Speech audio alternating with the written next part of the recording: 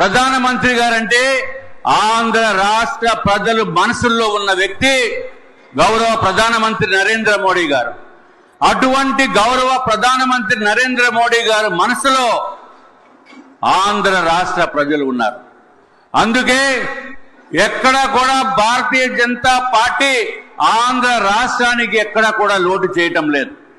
భారతదేశానికి స్వాతంత్రం వచ్చిన తర్వాత ఏ రాష్ట్రానికి ఉన్నటువంటి నిధులు మన భారతదేశంలో ఏ రాష్ట్రానికి ఉన్నటువంటి నిధులన్నీ కూడా మన ఆంధ్ర రాష్ట్రానికి ఇస్తున్నారని చెప్పడానికి ఏమాత్రం సందేహం లేదు.